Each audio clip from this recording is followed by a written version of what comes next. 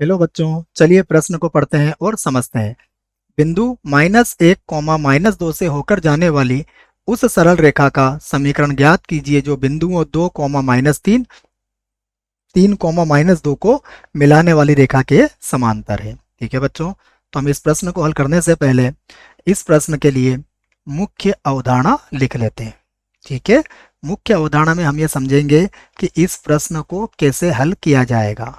ठीक है बच्चों, तो देखिए मुख्य अवधारणा के लिए हम कुछ बातें हैं।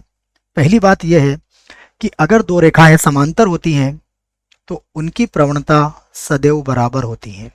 यह पहली बात।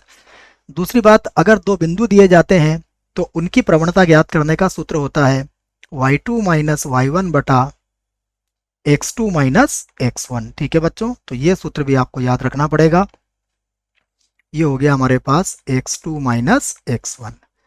तीसरा बात, एक बिंदु से जाने वाली रेखा का समीकरण भी आपको याद होना चाहिए y - y1 और m कोष्टक x - x1। तो ये तीन मुख्य अवधारणा है जिसके आधार पर हम इस प्रश्न को हल करेंगे। ठीक है, अब देखिए प्रश्न में हमें क्या दिया है, तो हम लिख लेते हैं जो प्रश्न में हमें दिया है। तो दिया है में हमें तीन बिंदु दिए हुए हैं।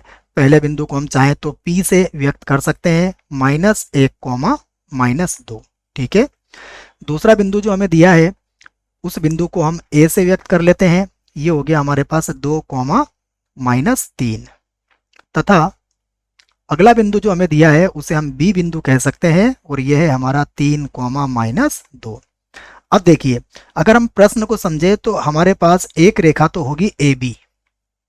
ये रेखा है हमारे पास AB है। ठीक है बच्चों, और AB के समांतर हमें एक दूसरी रेखा का समीकरण ज्ञात करना है जो किस बिंदु से गुजरेगी, बिंदु P से गुजरेगी। ठीक है बच्चों, तो हम इस चित्र से इस बात को समझ सकते हैं। तो हमें क्या करना पड़ेगा, पहले AB की प्रवणता निकालना पड़ेगी। तो हम लिख सकते हैं AB की ढाल। ठीक है बच्चों, तो देखो AB की जो ढाल होगी उसको हम M1 कह देते हैं। ठीक है, तो देखो कैसे निकलेगी, सूत्र हमने लिख दिया है y2 - y1। तो y2 कितना होगा इसमें -2, y1 कितना होगा इसमें -3 और बटे में देखो क्या आएगा x2 - x1। तो ये हो जाएगा 3 - 2। ठीक है, तो अब देखो ये माइनस और ये माइनस प्लस का 3 बन जाएगा तो यहाँ आ जाएगा 1 और यहाँ 3 में से 2 गया तो कितना आ गया 1। तो हमारे पास m1 बराबर कितना आ गया 1 आ गया। तो अब देखिए बिंदु P से जाने वाली जो प्रवणता है वो भी हमारे पास क्या होगी, रेखा की प्रवणता है वो भी हमारे पास एक ही होगी। तो हम कह सकते हैं कि यहाँ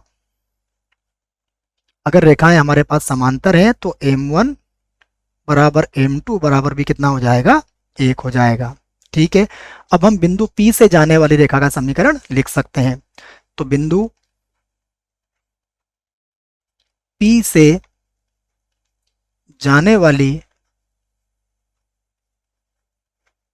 रेखा का समीकरण। ठीक है बच्चों, रेखा का समीकरण देखो क्या होगा, हमने सूत्र लिख दिया है इसका, हम एक बार और इस सूत्र को लिख लेते हैं y - y1 बराबर होता है m और x - x1। ठीक है बच्चों, तो देखो क्या बनेगा y - y1, देखो बिंदु P में कितना मिलेगा हमें y, ये मिलेगा हमें -2।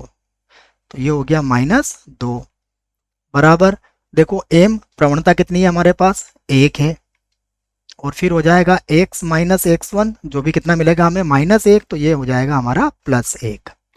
तो देखो हमारा आंसर कितना आया y, ये देखो कितना बन गया माइनस माइनस प्लस का 2। तो हमने इसको लिख लिया प्लस का 2। ये हो गया हमारे पास x + 1। ठीक है, तो यहाँ से हम हमारा आंसर दे सकते हैं। हमारा आंसर आया यहाँ से देखो, अगर आप y को इधर लेके आते हैं या x को इधर ले आइए आप, तो ये हो जाएगा y माइनस का x और प्लस का 1 बराबर 0। ये हमारा उत्तर होगा। आशा करता हूँ आपको इस प्रश्न का उत्तर समझ में आया होगा। धन्यवाद।